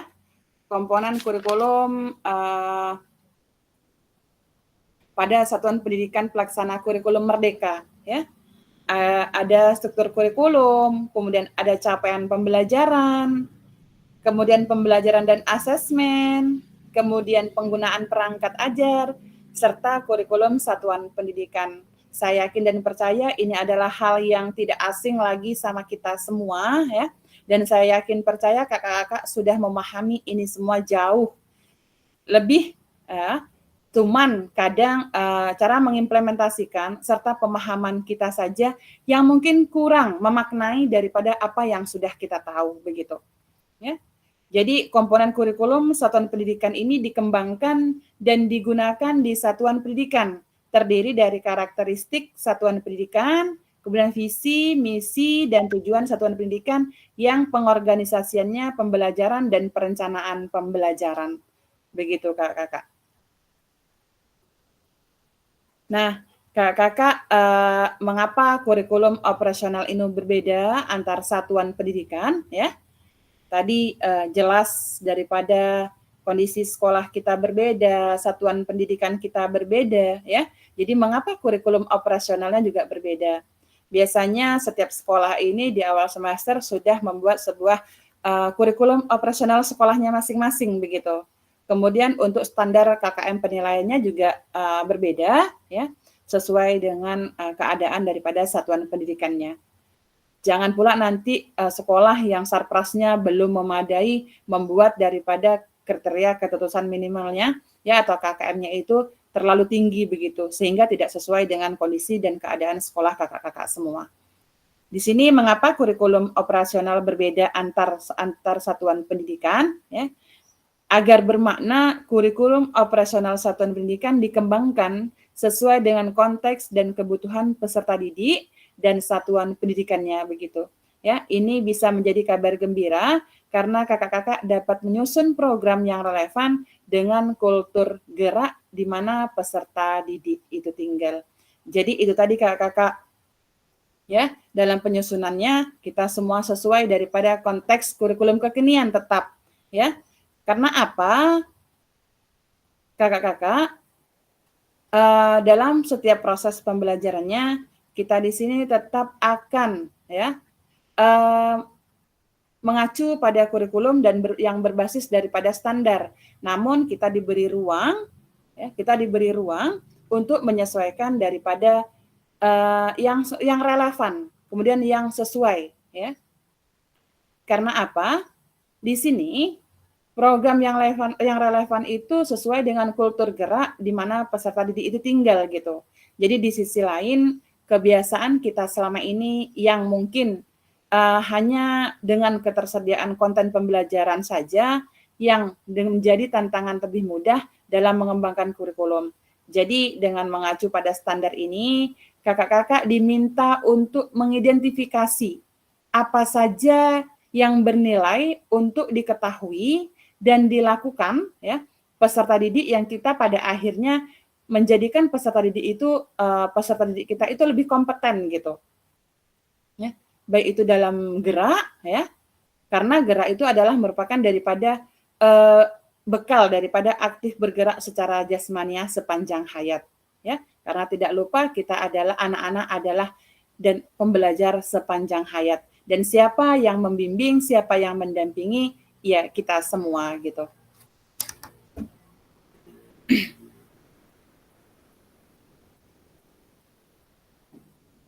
Jadi kakak-kakak, kita itu semua dituntut untuk mengembangkan program PJOK yang berkualitas begitu. Yang berkualitas di sini apa maksudnya? Yaitu yang dibangun berdasarkan daripada bagaimana kita merefleksikan, bagaimana kita berefleksi tentang nilai dan keyakinan kita sebagai guru gitu.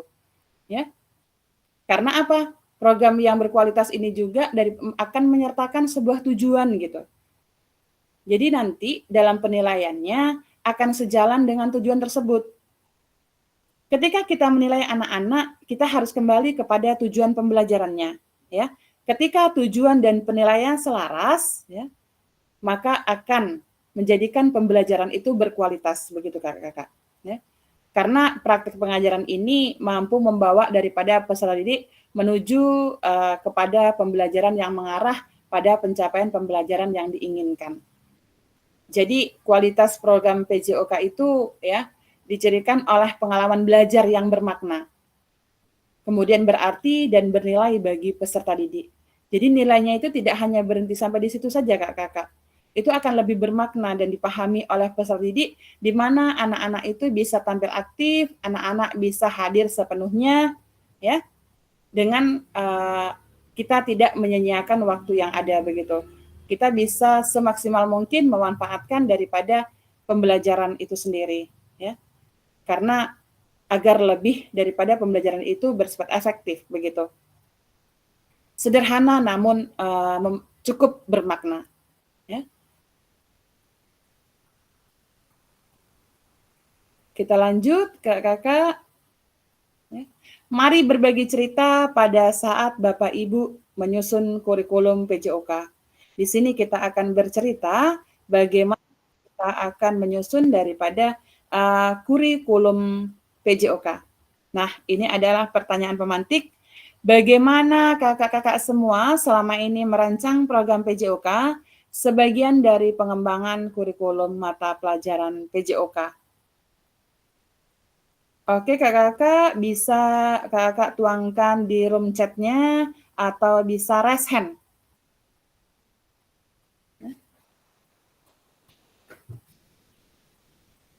Silahkan kakak-kakak, bagaimana kakak-kakak selama ini merancang program PJOK ini sebagai bagian dari pengembangan kurikulum mata pelajaran.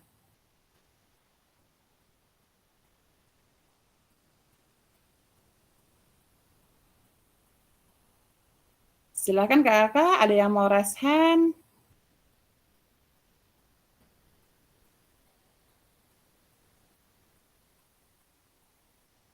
Atau kakak-kakak tuangkan ke dalam room chat-nya.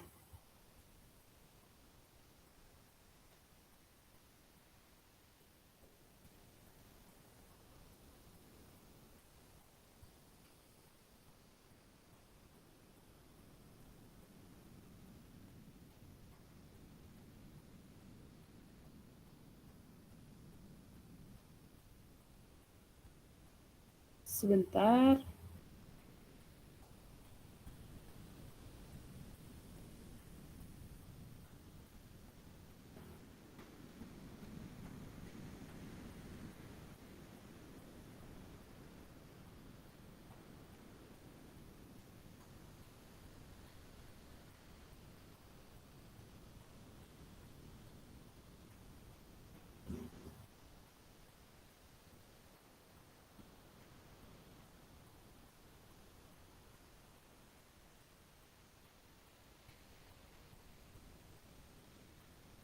Oke, silahkan di room chat-nya kakak-kakak.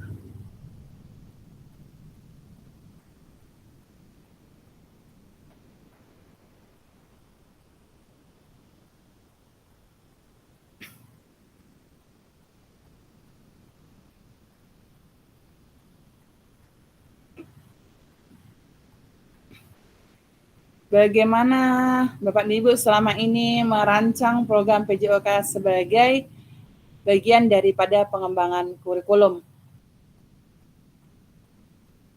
Atau ada yang langsung raise hand? Silahkan.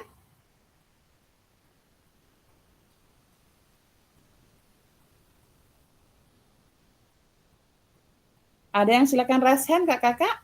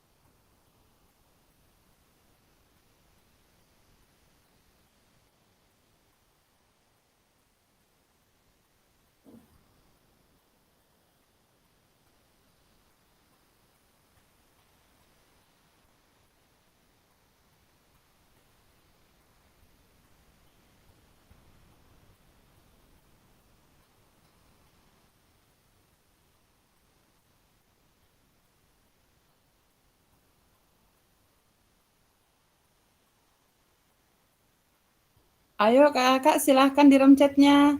Bagaimana kakak selama ini merancang program sebagai bagian daripada pengembangan kurikulum?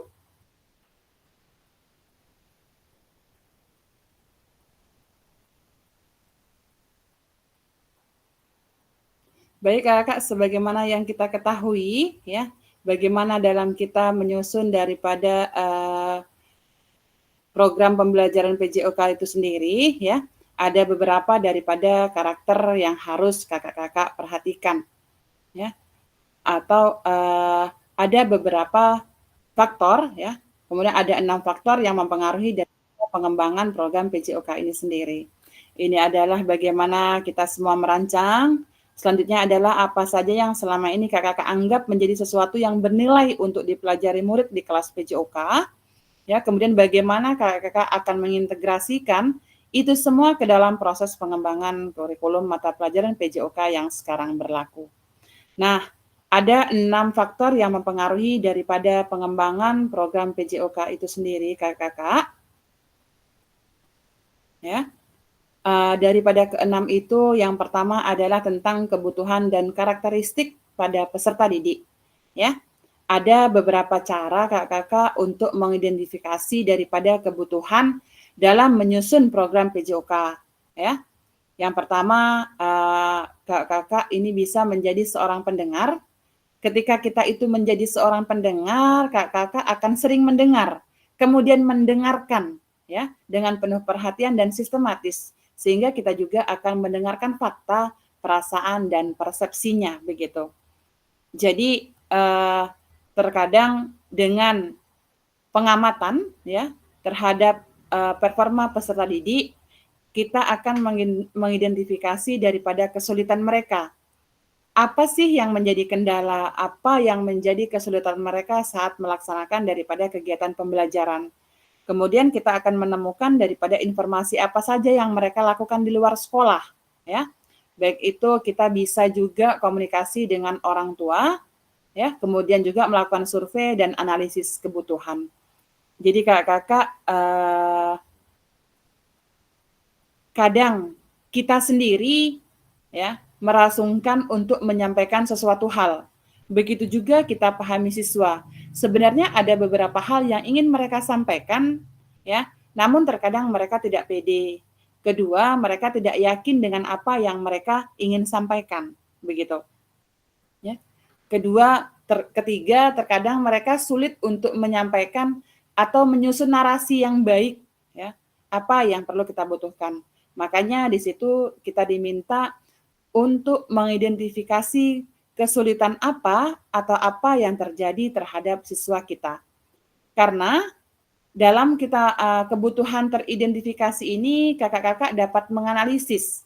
Kemudian dapat dari informasi ini dapat mengidentifikasi ya antara keterampilan dan pengetahuan yang mereka miliki saat ini dan apa yang mereka inginkan begitu. Disinilah ya di mana kakak-kakak semua, kita semua sebagai guru dapat mengakomodasi suara peserta didik atau dengan kata lain melakukan perencanaan pembelajaran yang berpusat pada peserta didik. Begitu ya.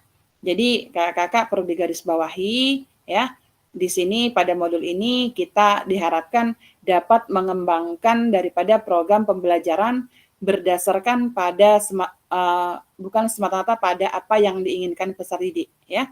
Namun perlu kita perhatikan tidak pula semua daripada apa yang diinginkan peserta didik itu harus kita berikan, tetapi ya harus sesuai. Kadangkala hal-hal lain pula yang dimintanya. Ketika kita belajar daripada materi ini, materi lain pula yang diinginkannya begitu. Jadi kita bisa memberi pencerahan kepada mereka begitu. Nah, selanjutnya adalah tentang konteks ya, Kakak. Selanjutnya adalah tentang konteks masyarakat ya. Di sini analisis kita terhadap konteks masyarakat itu dapat dilakukan dalam mengkaji daripada sumber daya ekonomi ya. Selain ekonomi, kita juga harus tahu bagaimana lingkungan fisik anak-anak tersebut. Bagaimana latar belakang daripada penduduknya, ya. Baik itu dari agamanya, kemudian dari tingkat pendidikannya, kemudian juga daripada fasilitas yang tersedia begitu. Ya. Karena kita ketahui tidak semua orang dalam satu masyarakat itu menyukai tentang PJOK begitu. Ya, tidak semua menyukai.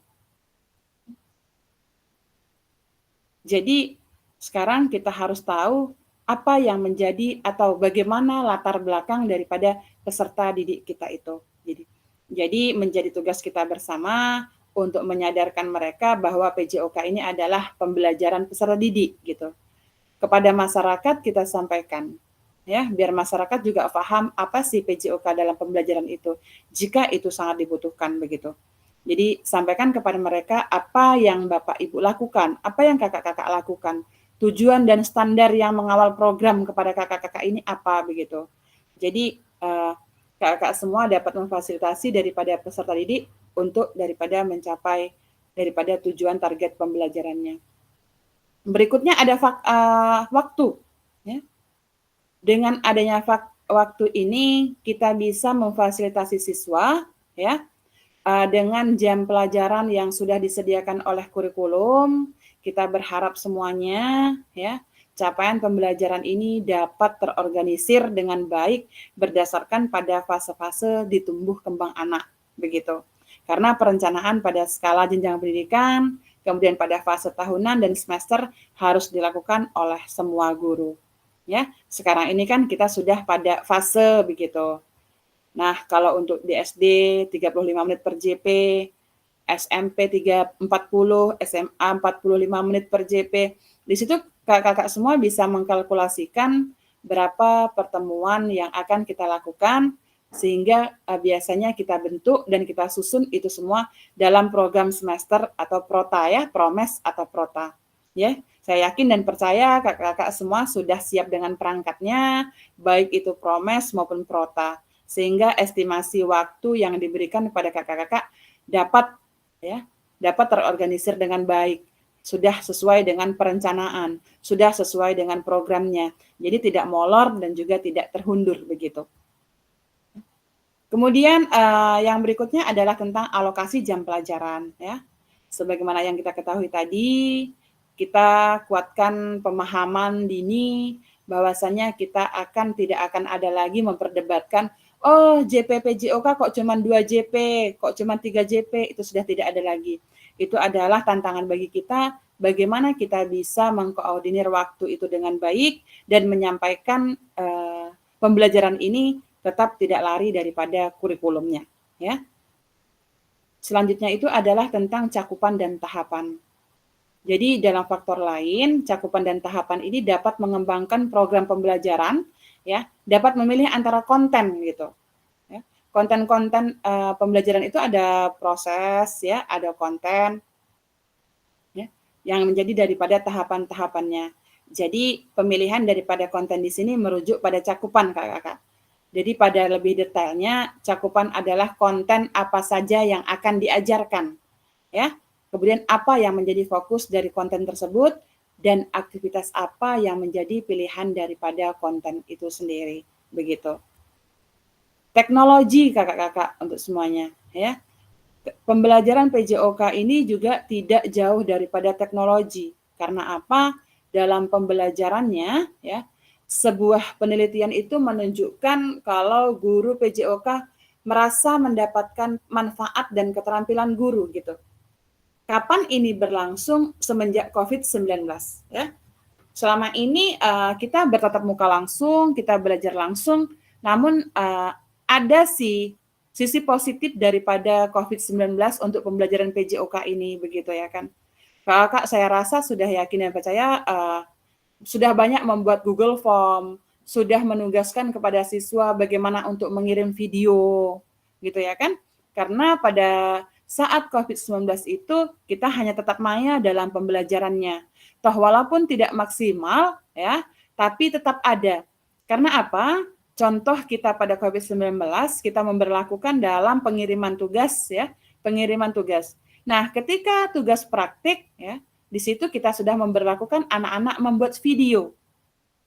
Kita sudah memberikan materinya, kita sudah memberikan tekniknya, anak-anak akan memperagakannya, ya, kemudian dengan cara penilaian kita terhadap video yang sudah anak-anak lakukan. Jadi dalam mengembangkan kurikulum ini, kita juga harus mengembangkan daripada teknologi. Teknologi ini juga kakak-kakak cukup berpengaruh terhadap PJOK kita ya. PPT cukup menarik, ya. PPT cukup menarik karena sudah banyak aplikasi-aplikasi yang bisa kita gunakan bagaimana agar peserta didik dapat belajar dan membersamai kita dengan aktif begitu. Anak-anak pasti semangat ketika kita berikan video begitu. Anak-anak pasti semangat kita memberikan beberapa bentuk daripada model pembelajaran yang kita tampilkan dengan video begitu. Baik kakak, kita lanjut. Ini adalah aktivitas 3 ya. Aktivitas 3 kita masuk ke dalam karakteristik utama kurikulum merdeka dan artikulasi KHD dalam pendidikan nasional. Nah, sekarang kakak-kakak, apa kata kunci yang berulang kali kita tetap bahas dalam mengembangkan kurikulum PJOK? Bisa kakak-kakak tuliskan di rom chatnya, kata kunci apa yang sudah kakak-kakak pelajari dalam modul ini dari aktivitas 1, aktivitas 2. Ya, nggak usah kakak-kakak berikan kata kunci yang panjang, ya. Cukup sebuah kalimat pendek saja, silahkan kakak-kakak tuangkan ke dalam room chatnya. Kepada kakak disilahkan untuk menuangkan ke dalam room chatnya.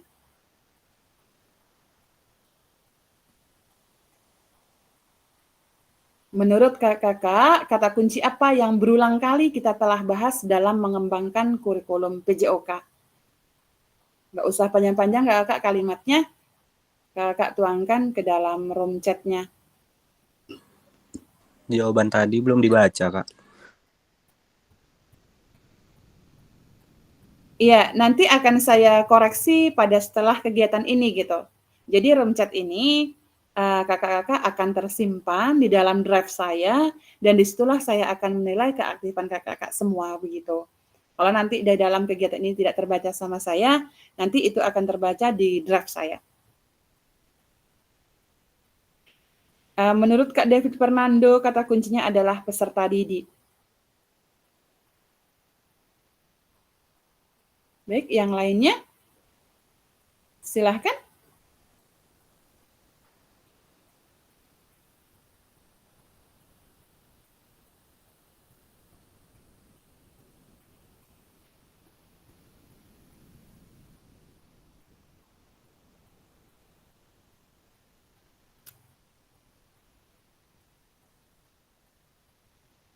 Untuk yang lainnya, boleh silahkan di room chat-nya.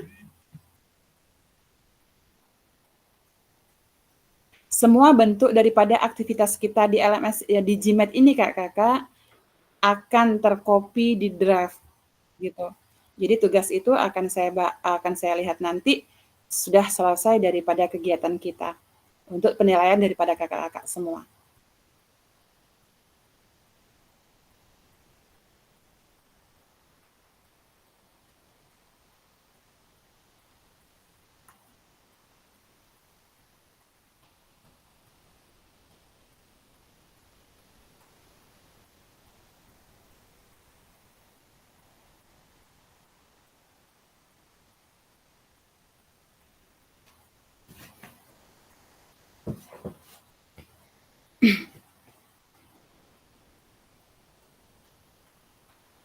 Oke, menurut Kak Asmami adalah pelajaran dan pendidikan, pelajaran dan pendidik dan peserta baik.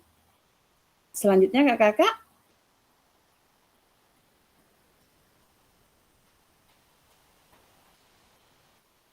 Yang tidak mau mengetikkan di room chat-nya, silakan raise hand.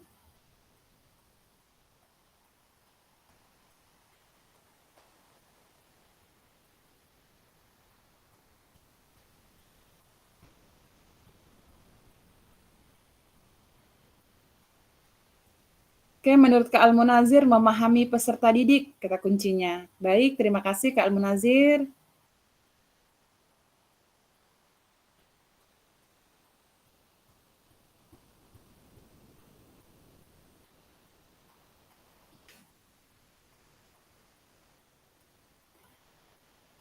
Nah, Ini adalah apa yang telah kita bahas merupakan daripada karakteristik kurikulum merdeka, yakni yang menjadi daripada kata kunci adalah peserta didik, ya, yang mana dalam pembahasan ini bagaimana kita mengimplementasikan daripada kurikulum merdeka dalam pembelajaran, begitu.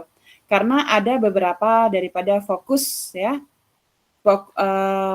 ada daripada pengembangan dalam karakteristik kurikulum merdeka, ya, menurut daripada bagaimana pemikiran Ki Hajar Dewantara, yang sama-sama kita ketahui bahwasannya Bapak KHD ini adalah Bapak Pendidikan, begitu ya kan?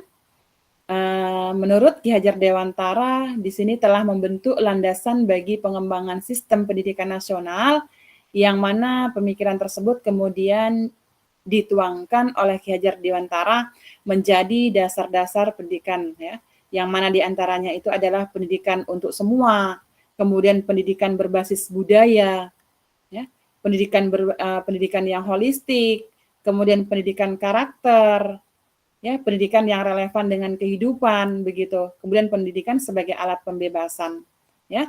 Jadi di sini kakak semua, dari kurikulum merdeka ini setiap anak adalah bintang yang berkilau. Menurut Ki Hajar Dewantara begitu. Dalam kurikulum merdeka setiap anak adalah bintang yang berkilau.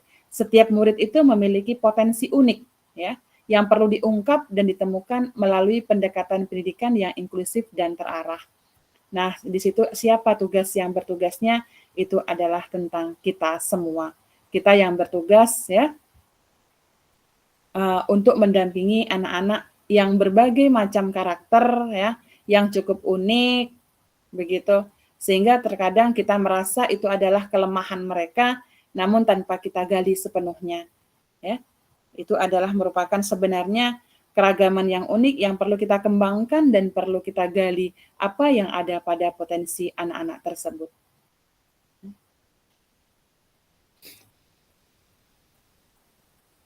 Baik kakak-kakak, di sini yang ada fokus, ya, karakteristik tentang kurikulum merdeka, yaitu fokus pada materi esensial, yang mana di sini adalah muatan yang paling diperlukan untuk mengembangkan kompetensi dan karakter peserta didik. Selanjutnya itu adalah pengembangan tentang kompetensi dan karakter, ya, pengembangan kompetensial, emosional, dan moral peserta didik, lebih kepada karakternya. Kemudian adalah fleksibilitas pembelajaran, ya. Kurikulum dapat disesuaikan dengan kebutuhan pengembangan kompetensi peserta didik, karakteristik satuan pendidikan, dan konteks lingkungan sosial budaya setempat. Ya, kita kembali lagi dalam modul 1.4 yang sudah kakak-kakak pelajari kemarin. Jadi di sini mari kita diskusikan pemikiran Ki Hajar Dewantara secara lebih jauh dan mengaitkannya dengan karakteristik kurikulum merdeka. Ya, jadi di sini menurut Ki Hajar Dewantara kakak-kakak, Ki Hajar menggarisbawahi bahwa maksud pendidikan adalah menuntun segala kodrat yang ada pada anak-anak agar mereka dapat mencapai keselamatan dan kebahagiaan yang setinggi-tingginya, baik sebagai manusia maupun sebagai anggota masyarakat. Oleh sebab itu, pendidik itu hanya dapat menuntun tumbuh. Nah, berarti kita hanya dapat menuntun tumbuh atau hidupnya kekuatan kodrat yang ada pada anak-anak, agar dapat memperbaiki lakunya. Ya, bukan dasarnya. Hidup dan tumbuhnya kekuatan dari kodrat anak itu sendiri. Jadi kakak-kakak, ini adalah merupakan daripada modul 1.5 kita yang sudah sama-sama kita pelajari, ya, yang mana nanti kakak-kakak bisa merefleksikan ke dalam tugas 1.5 dengan bentuk pembelajaran refleksi yang sudah kakak-kakak pelajari. Jadi nanti di sini kakak-kakak bisa menuangkan bagaimana bentuk daripada penugasan, kakak baca apa saja tugasnya, kalau memang itu refleksi, kakak bisa memilih daripada hasil refleksi yang sudah kita pelajari sebelumnya. Begitu kakak ya. Oke kakak, terima kasih untuk kebersamaan kita hari ini.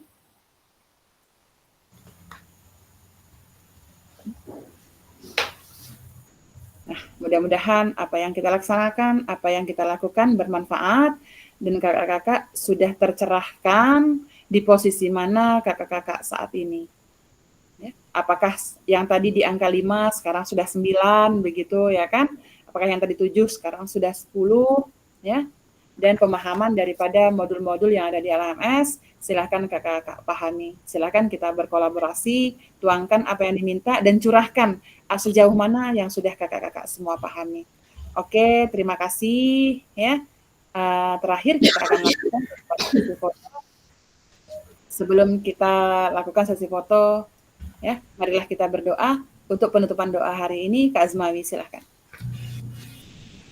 Sebelum ditutup, Kak Iin mau nanya dulu untuk Ya, silakan. pertemuan kita selanjutnya, apakah ditunggu jadwal atau tentu harinya gitu? Kalau tidak salah kita tetap maya kembali, kalau tidak Senin itu Kamis. Nanti akan saya kondisikan. Tanggal 17 kalau tidak salah. 17 hari apa? Hari ini 12 ya? Kamis. Berarti Kamis ya kalau tidak salah. Itu 1.6. Nah, ketika nanti tanggal 20 nggak salah hari Minggu itu kita sudah masuk tes awal. Di situ ada ujian tesnya. Nanti kakak-kakak akan disuruh ujian tes. 1 hari itu waktunya tergantung kakak-kakak, kondisional aja. Mau pagi, mau siang, yang jelas di hari tanggal 20 itu tidak lewat daripada jam 23.59. Ya. Namun untuk pengisian daripada tes nanti saya kondisikan kakak-kakak tetap berada di jaringan yang benar-benar baik begitu. Karena kalau nanti hilang nggak bisa terulang lagi untuk tesnya. Ya. Oke. Nanti kita Nanti kondisikan. kita informasi lagi, mengharapkan informasi dari Kakak In dan mungkin kawan yang lain. Siap. Oke, terima Ada kasih. tambahan kakak-kakak yang lain tak ada? Kita tutup pertemuan kita pada pagi hari ini. Adalah kita berdoa menurut kepercayaan kita, mudah-mudahan pertemuan kita pagi hari ini dan selanjutnya diberkahi oleh Allah dan Tuhan Yang Maha Esa. Berdoa. Amin. Mulai.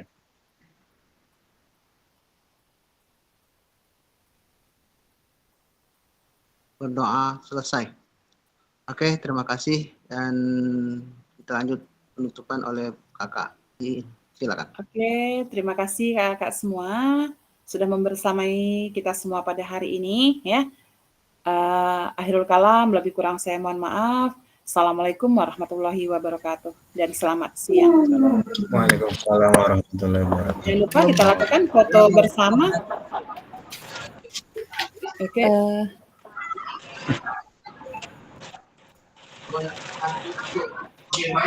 Siapa yang ambil fotonya? Kak Juliana mau ambil fotonya? Boleh. Oke. 1, 2, 3. 1, 2, 3. Oke, yang kelas 6. 6. 1, 2, 3. Oke. Oke, terima kasih kakak-kakak semuanya. Mudah-mudahan selalu sehat. Terima kasih sekali lagi untuk bersamai. Sebentar.